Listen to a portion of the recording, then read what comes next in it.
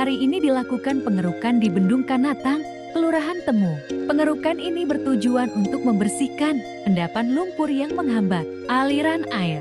Dengan alat berat dan tenaga teknis, diharapkan aliran irigasi kembali lancar dan bermanfaat bagi masyarakat sekitar.